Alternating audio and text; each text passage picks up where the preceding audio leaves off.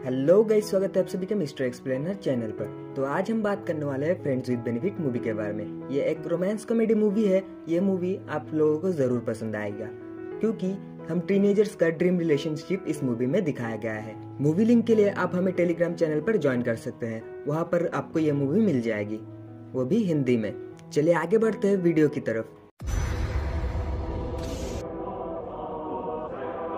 Movie शुरू होती है मूवी की मेन कैरेक्टर जेमी और डिलन को दिखाते हुए। ये दोनों अपने बॉयफ्रेंड और गर्लफ्रेंड से मिलने जाते हैं, लेकिन वहाँ उन लोगों के एक एक करके बातें सामने आती है। वो लोग समझते हैं कि उन लोगों के बीच अब दूरियां बन रही है और इस वजह से उन लोगों का ब्रेकअप हो जाता है वहीं पर। अनफॉर्चुनेटली दोनों का ब्रेकअप एक ही टाइम पर हो जाता है और डिलन न्यूयॉर्क के लिए निकल जाता है एक जॉब की इंटरव्यू के लिए।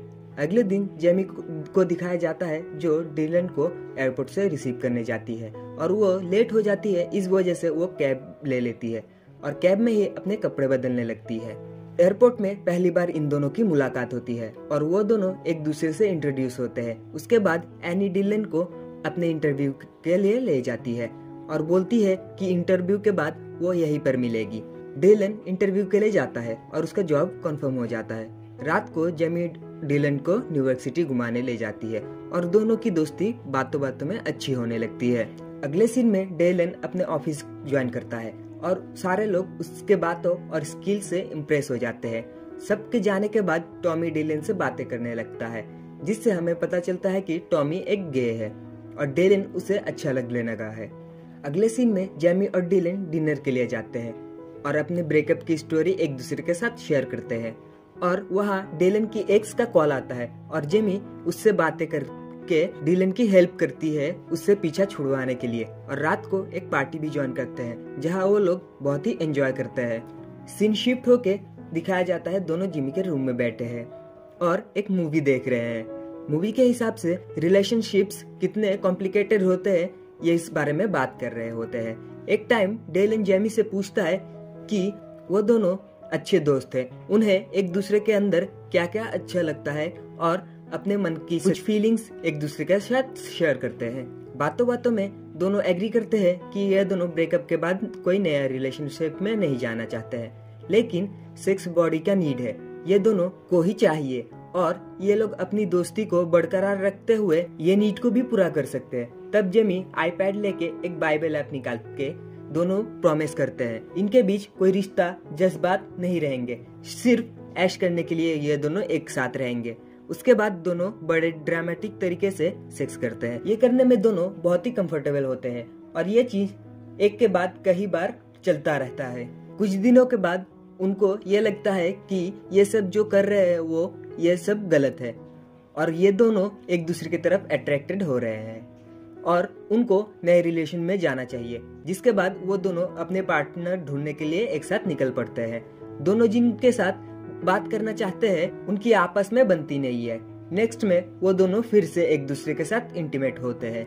उनका ये सिलसिला लगातार चलता रहता है। कुछ दिनों के बाद उन्हें फिर से लगता है कि उन्हें किसी को डेट करना चाहिए। दोनों इस बात के लिए एग्री करते हैं और इस बार इनका डेट सेट हो जाता है। लेकिन डिलन जिस लड़की से डेट पर जाता है, रात को इंटीमेट होने के टाइम वो उस लड़की के साथ कंफर्टेबल नहीं हो पाता है क्योंकि उस लड़की की हरकतें कुछ अजीब सी थी। और जेमी जिस लड़के के साथ डेट करती है वो लड़का उसे अच्छा लगता है और वो दोनों इंटीमेट भी होते हैं। लेकिन सुबह जब वो उठ के कॉफी लेने जाती है तब वो लड़का वहाँ से भाग जाता है क्योंकि उसे सिर्फ सेक्स करने से ही मतलब था। इस वजह से जेमी और डिलन फिर से सिंगल हो जाते हैं। अगले दिन डिलन वैकेशन के लिए अपने घर लॉस एंजलिस के लिए जा रहा होता है और वो जिमी से भी अपने साथ चलने को बोलता है। फिर वो दोनों लॉस एंजलिस के लिए निकल जाते हैं। वहाँ डिलन जेमी को अपने बड़ी बहन और उसका बेटा सैमी से मिलवाता है। सैमी उनको एक मैजिक दिखाता है जो फेल हो जाता है। वहाँ उसके पापा को भी दिखाया जाता है जो अपनी बीबी के चले जाने के बाद थोड़ा पागलों जैसे हरकतें करते रहते हैं। रात को डिलन जेमी के कमरे में जाता है और उसके साथ इंटीमेट होना चाहता है, लेकिन जेमी मना करती है। उसके बाद वो दोनों थोड़ा एंजॉय करते हैं और उसके बाद दोनों इंटीमेट भी हो जाते हैं। अगले दिन डिलन सबको लेके डिनर कर रहा होता है। तब उसके डैड बोलते हैं यह लड़की बहुत ही अच्छी है, उसको कुछ गिफ्ट देख के प्रपोज कर लो और उसके बाद अपने बीबी के बारे में पूछने लगते हैं। तब एनी उन्हें याद दिलाती है कि उनका तलाक 10 साल पहले ही हो चुका है। इस बात पे वो गुस्सा हो जाते हैं और वहाँ से चले जाते हैं। अगले दिन डेलन और जेमी पहाड़ पे घूमने जाते हैं और जेमी हॉलीवुड के साइन पे बैठना चाहती है जो इलीगल है।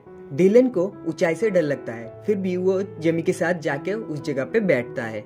कुछ देर के बाद पुलिस हेलीकॉप्टर आ जाती है और उनको वहाँ से भागना पड़ता है। अगले दिन एनी डेलन से बोलती है उसके डैड को अपने साथ रखने के लिए, क्योंकि उसे थोड़ा काम है, और उससे पूछती है कि वो जेमी से फिर कब मिलेगी। ये बातें करते करते वो दोनों उस रूम में आ जाते हैं जहाँ सैमी जिमी को एक जादू दिखाने के लिए एक बॉक्स में बंद करके बाहर कुछ लेने के लिए जाता है। जेमी एनी और डिलन की बातें सुन लेती है कि डिलन बोलता है जेमी उसके बस दोस्त है और उनके बीच में कुछ भी ऐसा नहीं हो सकता है। वो दोनों बस एक दूसरे की जरूरत के लिए एक साथ है और उस लड़की का मानसिक संतुलन ठीक नहीं है। ये बातें जेमी को हर्ट करता है। एनी और डिलन के उस कमरे से बाहर निकलने के बाद जेमी वहाँ से चुपके से निकल जाती है और रात को काम की बात बोल के वो वहाँ से अकेले ही न्यूयॉर्क के लिए निकल जाती है।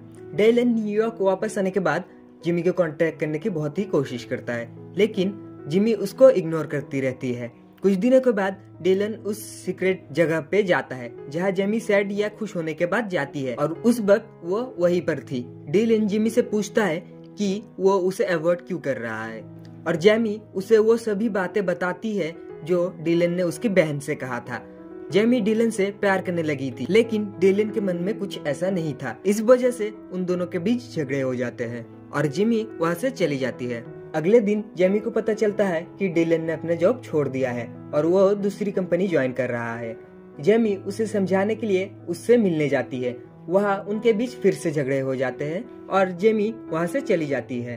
अगले दिन जेमी अपने मॉम के साथ बात करते हुए दिखाई जाती है, जो उससे बोलती है कि वो जिससे प्यार करे उसे ही लाइफ में चूज करे। अगले सीन में डिलन अपने फादर को एयरपोर्ट से लेने जाता है और वो दोनों एयरपोर्ट में खाना खाने बैठते हैं। वहाँ उसका फादर अपने पागलपंती के चलते अपने पैंट उतार के खाना खाने बैठते हैं।